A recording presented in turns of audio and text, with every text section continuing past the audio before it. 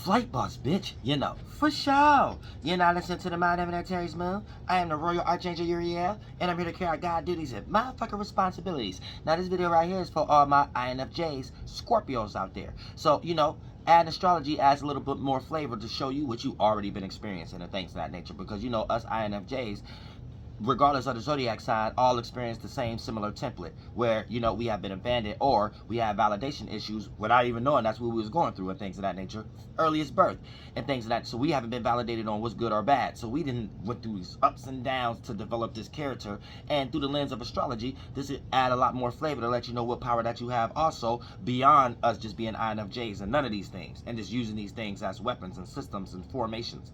So for the most part, here's the thing. Being an INFJ Scorpio, right? Now, throughout your life, you went through all those ups and downs and stuff, and all those deep depressions and all those deep toxic energies to the point that you brought a new energy down here through the lens of Scorpio of how to sustain yourself when it comes to toxicity or depression. And even though these are one of your dark traits, you know how to hide it real good. So the introverted thinking, you know where this template come from as a spiritual space to see where that seed of thought even spring from. So you're able to see it in all others anytime that internal is expressed external feeling, the vibrations and the expressions of the world. So you automatically know each individual playing it out in their own way where they got it from as a template. So you're able to spot, because these are things you dealt with and you're good at it and you're able to mask it. So for the most part, when you need reciprocation from the world, this is where you start to realize why you're getting attention, but then also start to get older as the INFJ, realize what you're getting drained on. So for the most part, here's the thing. You are the hero of the toxic and the depressed. So you may attract a whole lot of people who have toxicity issues, depression issues. And anytime they can't get their way, how they cake it eat it too with those type of circumstances around the people that they know before they met you, the INFJ, and things of that nature, right? When they can't get it, the moment they meet the INFJ, you, and specifically you being a Scorpio, right? The moment they feel like, this is a person that I could connect with who don't know my toxicity. This is a person I could connect with who don't know how depressed I am. Because you're shining a light to show them that they don't have to be depressed. They don't have to be toxic, because INFJs always become the parents of individuals and things of that nature. So you shine a light and a quality in them that their parents didn't, or some way, shape, or form, to manifest situations in their own life for them not to be toxic, or for them not to be in depressed moments and things of that nature. So you have to keep that in mind too. So you're in a situation where you can become the angel or the hero to your own and others' depressedness or toxicity. You know what I'm saying? And those times you start to feel smothered.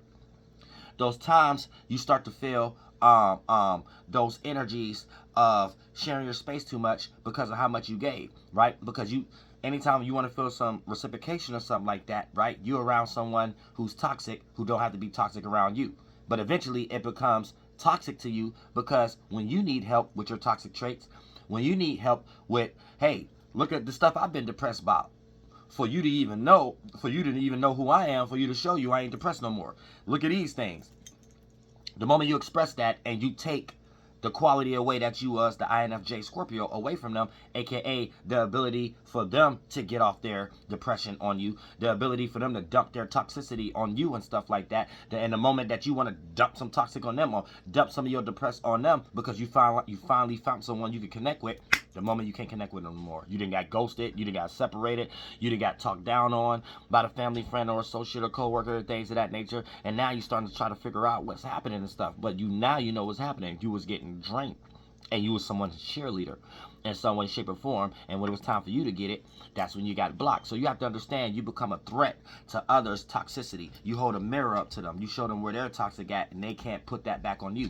You show them where they're actually depressed at, and they can't actually not act like they're not depressed no more when they're around you, when they was drinking you in some way, shape, or form. So you being a Scorpio INFJ, you know, you have to make sure that when you're in these leader roles, because we don't have problems getting attention and things like that. I'm an Aries such as myself, but us INFJs, none of us have problems getting attention and popularity because we're all counselors. It's if it's going to be done right, and is we even going to do it at all, and things of that nature, due to us already understanding what circumstances and how this was going to play out as an outcome anyway.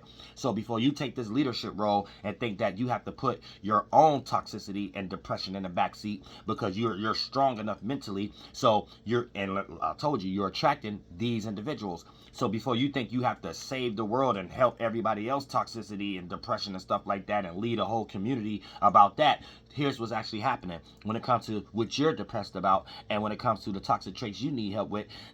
There's nothing going to be there. So for the most part, you need to go ahead and be the toxic, or the the expression of how to transmute these depression toxicity traits for yourself, for others, because you see you as an example. As the INFJ, when we change ourselves, the world change. We don't change the world by trying to change them, because where they're trying to go is where we already at, and we need to start acting like it.